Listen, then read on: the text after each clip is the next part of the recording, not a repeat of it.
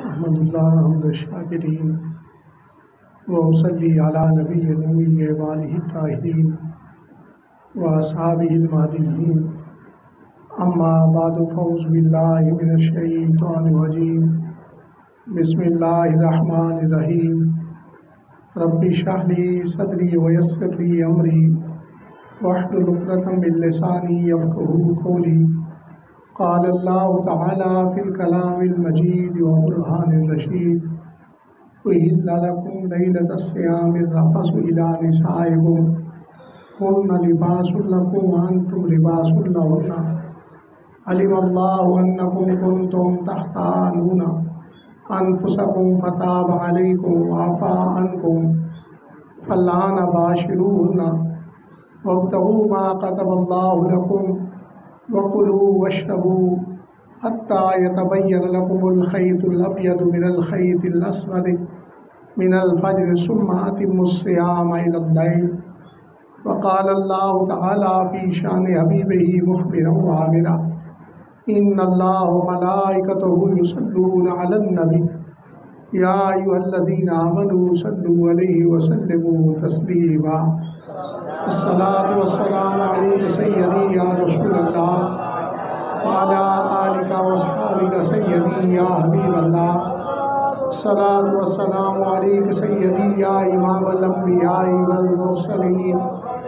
وعلى آلك وصحبك سيدي يا خاتم النبيين اللهم صل على نور الظلام اللهم صل على بدر الكمال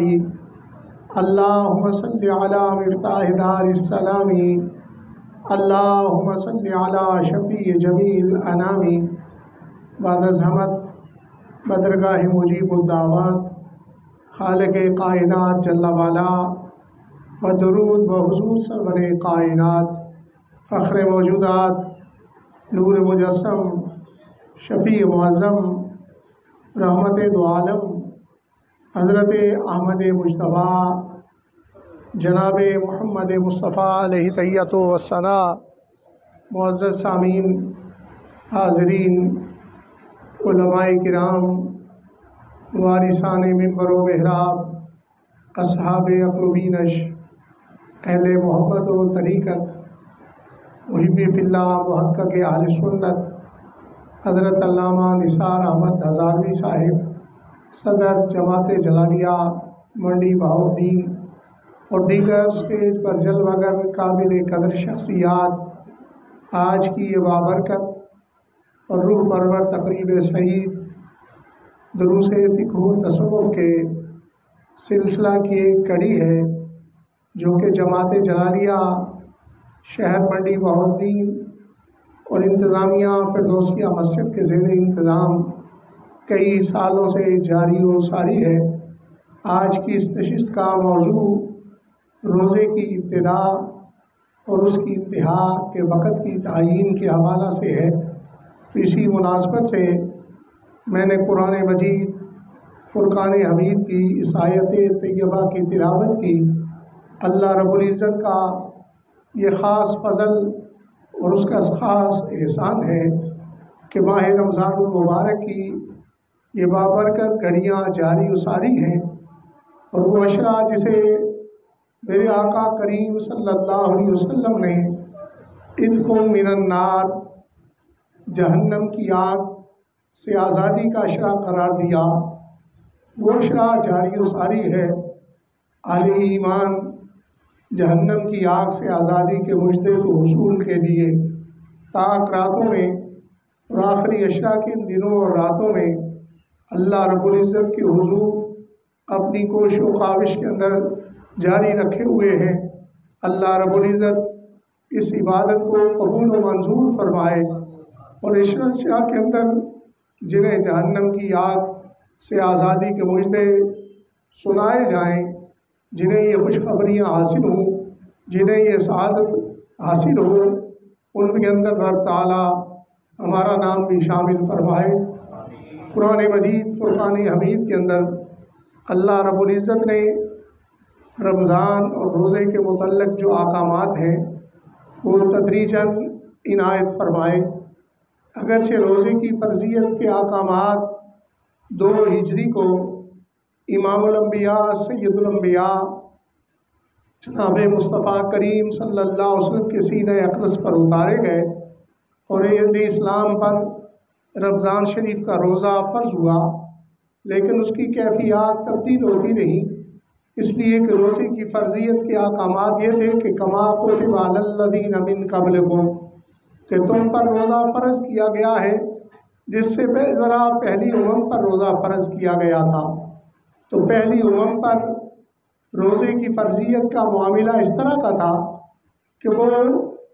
نماز مغرب کے وقت روزہ افطار کرتے،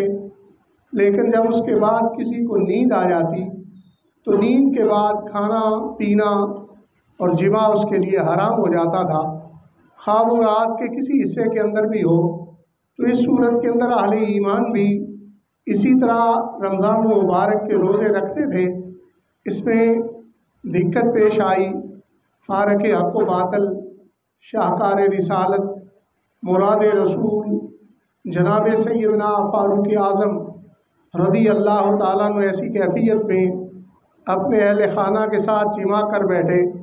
اللہ رب العزت کی بارگاہ میں توبہ و استغفار کی، اللہ رب العزت کے حضور معافی چاہی،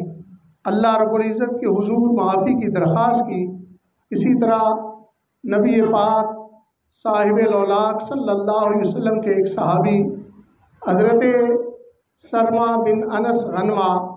رضی اللہ تعالیٰ عنہ مزدوری کا پیشہ تھا، دن بھر مشقت سے کام کاج کرتے اور اسی کے ذریعے روزینہ حاصل ہوتا۔ ایک دن اسی طرح روزے کی کیفیت میں مشقت کے بعد گھر تشریف لائے، افطار کیا، خاتون خانہ سے کھانے کے بارے میں کہا تو انہوں نے کہا ٹھہریے میں تازہ بندوبست کر کے کھانا لاتی ہوں۔ تو اتنے میں کھانا مائی صاحبہ لینے گئی ہوئی تھی رضی اللہ تعالیٰ عنہا، واپس جب پہنچی کھانا تیار کر کے تو حضرت سیدنا سرما بن انس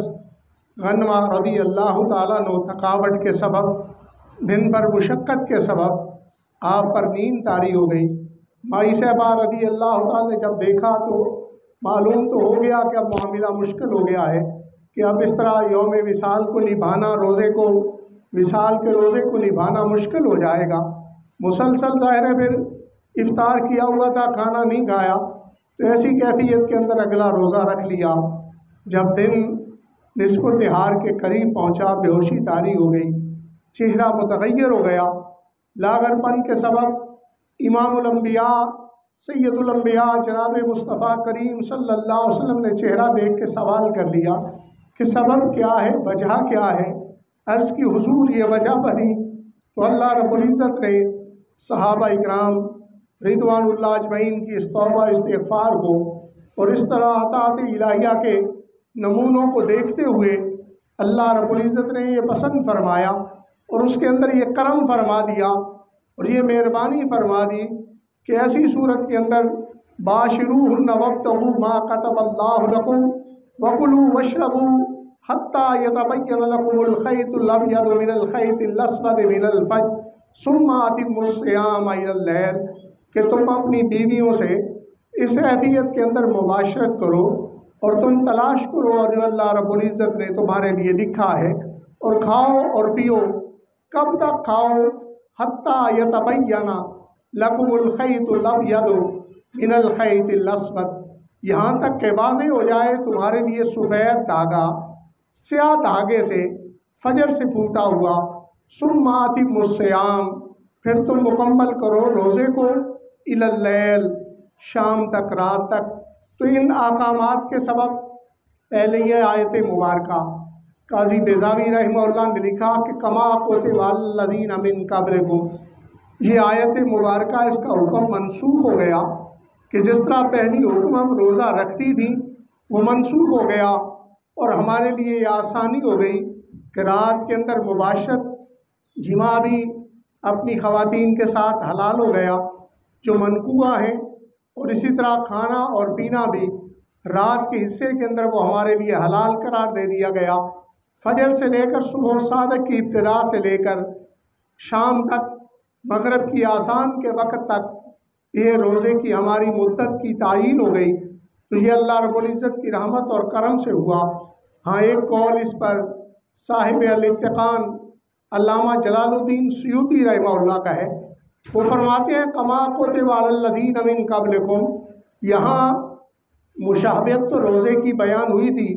لیکن یہ بیان نہیں ہوا کہ پہلی امم کی طرح ہی کا روزہ رکھنا ہے، لہٰذا یہ آیت مبارکہ منسوخ نہیں ہوئی بلکہ منسوخ سنت متواترہ ہوئی کہ جن کے اندر سرکار دو عالم صلی اللہ علیہ وسلم نے اسی طرح کا روزہ رکھنے کا حکم ارشاد فرمایا تھا، وہ احادیث مبارکہ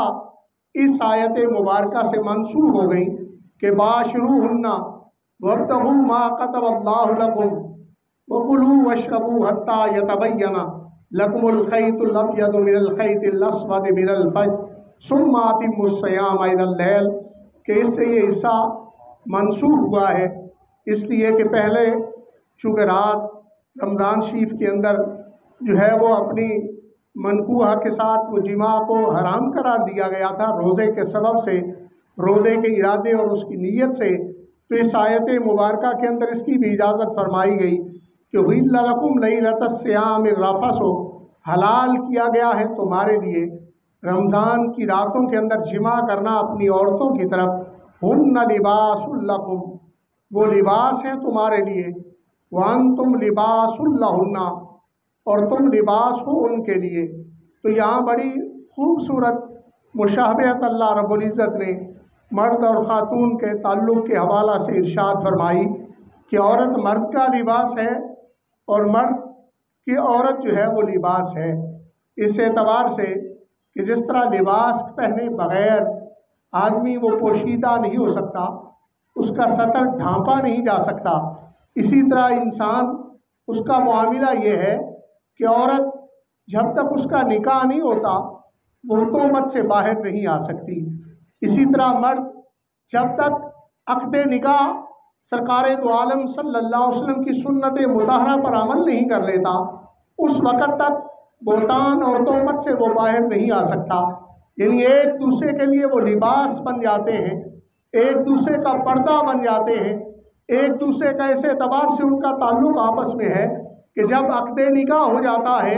تو بہت ساری چیزیں، بہت ساری نسبتیں اور بہت سارے خیالات اور بہت سارے فکر اور سوچیں وہ دور ہو جاتی ہیں ان سے، تو اس اعتبار سے اللہ رب العزت نے فرمایا ہن لباس لکم وانتم لباس لہن، وہ عورتیں تمہارے لیے لباس ہیں اور تم لباس ہو ان کے لیے۔ اس پر ایک بڑی خوبصورت بات مولانا جیون رحمہ اللہ اورنگزیب عالمگیر رحمہ اللہ کے استاد گرامی ہیں، آپ نے تفسیرات احمدیہ کے اندر ارشاد فرمائی، ایک تو یہ ہے کہ وہ پردہ بن جاتے ہیں، اور دوسری بات اس کے اندر یہ بھی مشابہت ہے اس لیے کہ جس طرح لباس ہر انسان کی ضرورت ہے اسی طرح منکوحہ عورت ہر مرد کی ضرورت ہے، اور عورت کے لیے مرد اس کی ضرورت ہے، تو اس اعتبار سے اللہ رب العزت نے فرمایا ہن لباس لکم وانتم لباس لہن، وہ لباس ہے تمہارے لیے اور تم لباس ہو ان کے لیے۔ علم اللہ انکم کنتم تختانون انفسکم، اس آیت مبارکہ کے اندر جو معاملہ صحابہ اکرام رضوان اللہ اجمعین سے ہوا کہ اللہ رب العزت جانتا ہے کہ بے شک تم خیانت کرتے ہو اپنے نفسوں کے حوالہ سے، فتاب علیکم، اس نے توبہ قبول کی ہے تم پر، وعفا عنکم، اور معاف کر دیا ہے تم سے، اس لیے کہ جو راتوں کے اندر صحابہ اکرام رضوان اللہ اجمعین سے رمضان شریف کی راتوں میں جماع کا صدور ہو گیا تو اس پر اللہ رب العزت کی بارگاہ میں توبہ و استغفار کی گئی، تو فتاب علیکم وعفا عنکم کے اندر اس توبہ کی قبولیت اور معافی کی خوشخبری اللہ رب العزت کی طرف سے سنائی گئی، اور آئندہ انسانی فطرت اور جبلت کے معاملے کو سمجھتے ہوئے کہ انسان ضعیف اور کمزور ہے، لا یکلف اللہ نفسا الا وسعها، اللہ رب العزت کسی جان کو تکلیف نہیں اتنی ڈالتا مگر کہ جتنی وہ طاقت رکھتا ہے۔ اس کے پیش نظر اللہ رب العزت نے یہ کرم فرما دیا کہ روزے کا ثواب بھی اسی طرح ہے، روزے کا درجہ بھی اسی طرح ہے، روزے کا انعام بھی اسی طرح ہے، مگر راتوں میں فالآن باشروہن، وابتغوا ما كتب اللہ لکم، اب مباشرت کرو ان عورتوں سے اور تم تلاش کرو جو اللہ رب العزت نے لکھا ہے تمہارے لیے، اس لیے کہ میرے آقا کریم صلی اللہ علیہ وسلم نے ارشاد فرمایا کہ حشر کے روز میں کثرت امت پر فخر کروں گا، تم نکاح کرو اور تم آپس میں جماع کیا کرو اور اپنی اولاد جو ہے وہ بڑھاؤ، یہاں تک کہ قیامت کے روز اگر میری امت کا کوئی کچا بچہ بھی ہوا، اسقاط حمل ہو گیا، تو ایسی صورت کے اندر بھی میں اس پر بھی اللہ کے حضور فخر کروں گا کثرت امت کی بنیاد پر۔ تو وابتغوا ما كتب اللہ لکم، تلاش کرو جو اللہ رب العزت نے تمہارے لیے لکھا ہے۔ تو اس کے اندر جو ہے وہ معاملہ بڑا اہم اور سنجیدہ بیان کر دیا گیا، چونکہ ظاہر ہے خاتون کے ہاں یہ اللہ رب العزت نے شہوت کو رکھا اور اولاد اور نسل انسانی کو بڑھانے کا ذریعہ بنایا، مرد کے اندر بھی اللہ رب العزت نے شہوت کو رکھا اور نسل انسانی اور اس کی بقا کا ذریعہ اسے بنایا، لیکن فطرت نے جو طریقہ اس کا متعین فرمایا ہے اسی کے مطابق، یعنی صرف یہ نہیں کہ آیت جو ہے وہ شہوت کو پورا کر لیا جائے، وابتغوا ما كتب اللہ لکم کا معاملہ نہ ہو، بلکہ حکم یہ ہے کہ مباشرت ہو، لیکن مباشرت کیسی ہو جس میں یہ تلاش کیا جائے جو اللہ رب العزت نے تمہارے لیے لکھا ہے۔ اور وہ مباشرت ظاہر ہے جس طرح سنت مطالعہ ہے، جس طرح شریعت مبارک نے ہمیں طریقہ دیا کہ منکوحہ کے ساتھ جس راستے سے جو ہے وہ جماع کرنے کا طریقہ بیان کیا گیا وہ یہی طریقہ ہے۔ اگر فطرت کے خلاف کوئی بھی عمل کرے گا تو اس صورت میں جو اللہ نے لکھا ہے اسے تلاش نہیں کیا جا سکتا۔ حکم اسی کا ہے کہ اس لیے مباشرت کرو جو اللہ نے لکھا ہے اسے تلاش کرو۔ دیکھیں انسان کتنا وہ برا ہے جو جنس پرست ہو جاتا ہے، اس انسان سے کوئی بدتر انسان ہو سکتا ہے؟ دیکھیں حیوان بھی جنس پرست نہیں ہے، وہ مخالف جنس کے اندر اپنی شہوت کو پورا کرتے ہیں، لیکن انسان جو جنس پرستی کا شکار ہو جاتا ہے وہ اللہ رب العزت کے غضب کو دعوت دیتا ہے، اس کے عذاب کو پکارتا ہے۔ اللہ رب العزت نے جو فطری طریقہ شہوت کے پورا کرنے کا بنایا ہے اس سے وہ ہٹ کے ہے۔ فالآن باشروہن، تم مباشرت کرو، لیکن وہ مباشرت کیسی ہو؟ وابتغوا ما كتب اللہ لکم، تم تلاش کرو جو اللہ رب العزت نے تمہارے لیے لکھا ہے۔ اور پھر اس کے اندر یہ بھی کرم ہو گیا، سیدنا سلمہ رضی اللہ عنہ کے سبب سے یہ بھی مہربان ہیں امت کے، یہ قریب ہیں ان کی وجوہات کے سبب یہ ہم پر آسانیاں ہوئیں، ورنہ ہمارے لیے کتنا مشکل ہوتا کہ اس طرح کا روزہ ہم رکھتے کہ اگر سونے کے بعد کھانے پینے کی اجازت نہ ہوتی، جماع کی اجازت نہ ہوتی۔ یہ ان صحابہ اکرام رضوان اللہ اجمعین کا احسان ہے کہ جن کے سبب سے شریعت محمدیہ کے اندر یہ احسانی آئی، کھانا اور پینا اس کو جائز قرار دے دیا گیا۔ کب تک جائز ہے؟ حتیٰ یتبین لکم الخیط الابیض من الخیط الاسود، یہاں تک کہ واضح ہو جائے سفید دھاگا سیاہ دھاگے سے۔ جب یہ آیت مبارکہ کا نزول ہوا تو حضرت سیدنا سہل رضی اللہ عنہ سے مروی حدیث مبارکہ صحیح بخاری کے اندر موجود ہے۔ علامہ علاء الدین رحمہ اللہ نے اس حدیث مبارکہ کو ذکر فرمایا کہ صحابہ اکرام رضوان اللہ اجمعین ایسی کیفیت کے اندر سفید اور سیاہ دھاگے اپنے پاؤں پر باندھ لیتے اور وہ انتظار رات کو کرتے رہتے کہ کب سیاہ اور سفید میں فرق ہوتا ہے، اس وقت تک وہ جماع کو جاری رکھتے، اس وقت تک کھانا پینا جاری رکھتے۔ تو اس صورت کے اندر ایسا معاملہ امام الانبیاء سید الانبیاء جناب مصطفیٰ کریم صلی اللہ علیہ وسلم کی بارگاہ میں پیش ہو گیا، اور ایک حدیث مبارکہ کے الفاظ ہیں کہ حضرت سیدنا عدی بن حاتم رضی اللہ تعالیٰ عنہ، حاتم تائی بڑا معروف سخی ہوا ہے، عرب کے اندر اس کی سخاوت کا بڑا شہرہ اور بڑا نام ہوا ہے۔ تو حاتم کے بیٹے سیدنا عدی رضی اللہ تعالیٰ عنہ نبی پاک صاحب لولاک صلی اللہ علیہ وسلم کے جان نثاروں میں، آپ کے غلاموں اور محبین میں آپ کی صحابیت کا شرف رکھتے ہیں۔ تو سیدنا عدی رضی اللہ عنہ نے بھی جب یہ آیت مبارکہ اس کا نزول ہوا، احکامات سنے، تو آپ نے یہ طریقہ اختیار کیا کہ آپ اپنے سرہانے کے نیچے ایک سیاہ دھاگا اور ایک سفید دھاگا وہ رکھ لیا کرتے، اور جب تک ان میں تمیز نہ ہوتی کھانا پینا اس کو جاری رکھتے۔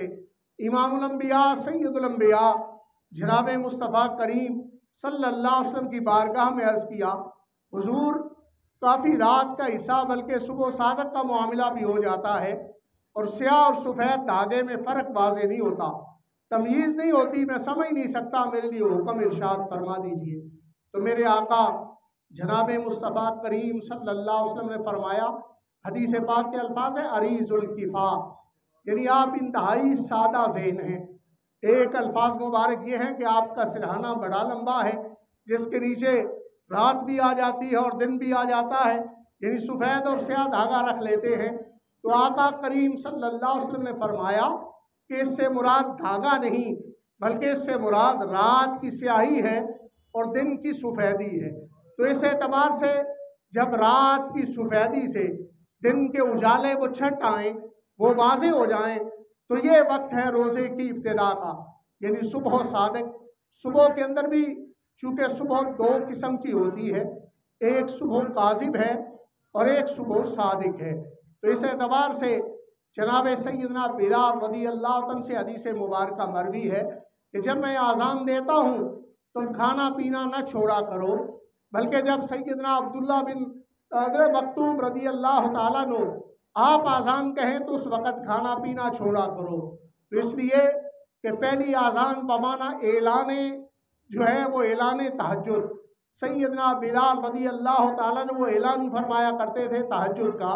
تو اس لیے فرمایا کہ اس وقت کھانا پینا نہ چھوڑا کرو۔ وہ صبح کاذب کا وقت ہے، روشنی آتی ہے، لیکن وہ روشنی آسمانوں کی طرف چلی جاتی ہے، آسمانوں کی طرف جو روشنی شائع اسے صبح کاذب سے تعبیر کرتے ہیں۔ بعد میں اندھیرا آ جاتا ہے۔ صبح صادق کی نشانی یہ ہے کہ اس وقت صبح صادق کے وقت جو ہے ایک سرخی سی نمودار ہوتی ہے اور وہ آسمان پر موجود رہتی ہے اور ہمیشہ کی سفیدی ہوتی ہے۔ تو یہ صبح صادق کا وقت جو آذان فجر کا وقت ہے، اس وقت کو تعبیر کیا گیا حتی یتبین لکم الخیط الابیض من الخیط الاسود، یہاں تک کہ واضح ہو جائے کون سا سفید دھاگا کس دھاگے سے، سیاہ دھاگے سے، یعنی رات سے فجر پھوٹ پڑے، فجر واضح ہو جائے۔ اور پھر آگے من الفجر، یہ پہلے حکم نہیں آیا تھا، تاخیر کے ساتھ یہ حکم مبارک جب ضرورت پڑی کہ خط ابیض اور خط اسود اس کی پہچان کا معاملہ ہے، تمیز کا معاملہ ہے، تو پھر من الفجر کے مقامات آئے۔ من الفجر تو فرمایا لیکن خط اسود کو من الخط اللیل نہیں فرمایا، اس لیے یہ عربی لغت کا معاملہ ہے۔ ایک ہوتا ہے استعارہ اور ایک ہوتی ہے تشبیہ۔ تو استعارے کے اندر جو ہے وہ مشبہ اور مشبہ بہ کے لوازمات کو دوسرے کے لیے ثابت کیا جاتا ہے۔ تو یہاں من الفجر تو فرمایا، من اللیل نہیں فرمایا، اس لیے کہ یہاں یہ خوبصورت تشبیہ برقرار رہے، اور اس سے مراد یعنی فجر کا وقت ہے، اور پھر روزے کا آغاز اس وقت سے ہوتا ہے صبح صادق سے، اور وہ کب تک ہے؟ ثم اتموا الصیام الی اللیل، پھر تم مکمل کرو رات تک، یعنی نماز مغرب کے وقت کی ابتدا، جب مغرب کی اذان ہوتی ہے اس وقت، اور پھر اس کے اندر یہ ابتدائے وقت اور انتہائی وقت کے اندر قربت کا بھی درجہ اور ثواب ہے۔ پہلی سحری کا ثواب انہیں حاصل نہیں ہوتا تھا، رات کوئی جو کھانا کھا لیتے اس کے بعد سو جاتے تو اس کے بعد ان کا روزہ شروع ہو جاتا تھا۔ یہ سحری امت محمدیہ کے لیے رکھی گئی، اور میرے آقا کریم صلی اللہ علیہ وسلم نے فرمایا کہ سحری اہل کتاب کے اور ہمارے روزے کے درمیان فرق ہے۔ فصل بین صیام اہل کتابنا و صیامنا، کہ ہمارے روزے اور اہل کتاب کے روزے کے اندر یہ فرق ہے۔ تساہروا فإن فی السحر برکہ، نبی پاک صلی اللہ علیہ وسلم نے فرمایا سحری کرو، سحری کے اندر برکت موجود ہے۔ اگرچہ ایک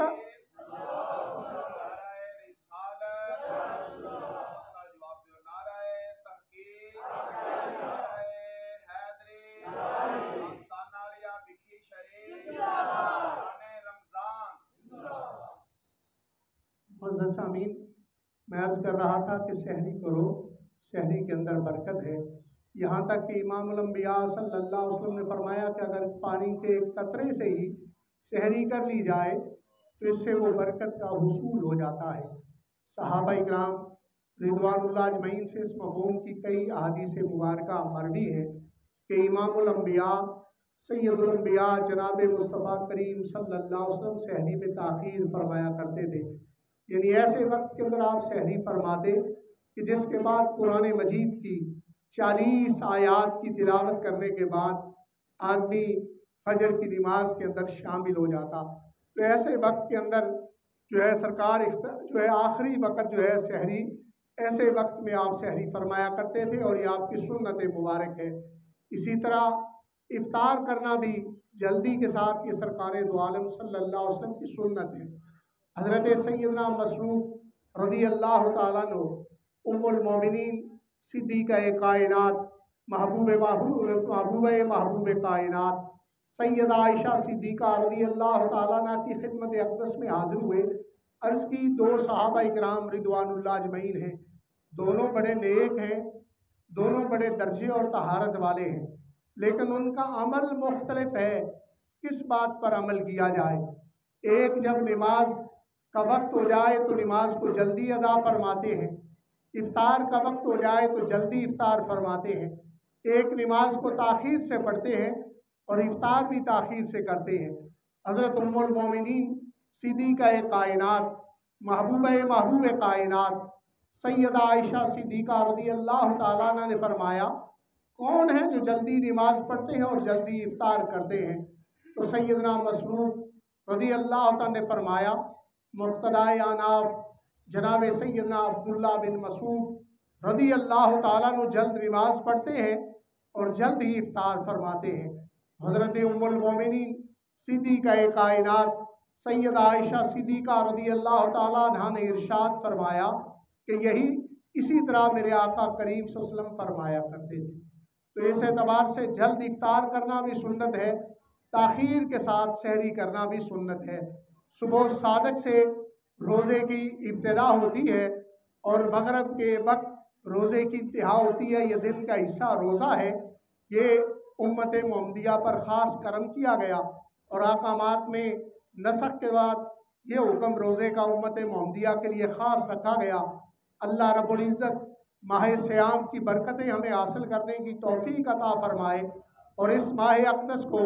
ہمارا سفارشی رب تعالیٰ بنائے، اس لیے کہ امام الانبیاء صلی اللہ علیہ وسلم نے فرمایا کہ قرآن اور رمضان قیامت کے روز اللہ رب العزت کی بارگاہ میں شفاعت کریں گے۔ رمضان کہے گا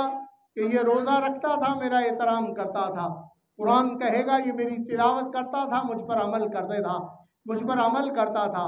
تو اس لیے اس کو رب تعالیٰ ہمارا سفارشی بنائے، اس کا احترام رکھنے کی ہمیں توفیق عنایت فرمائے۔ وما علیہ الا البلاغ۔